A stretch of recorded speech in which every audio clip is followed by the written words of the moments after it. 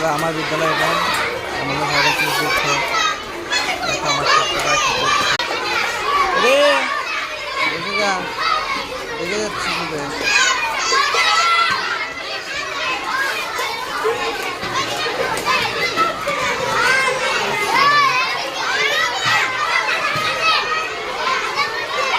সবাই সলপায় করতে বসে পড়েছে। ঠিক আছে ঠিক আছে, সলপায় করতে বসে পড়ছে।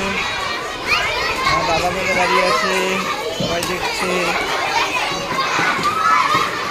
বাজনা বাজতেছে, আর কি বাজবে।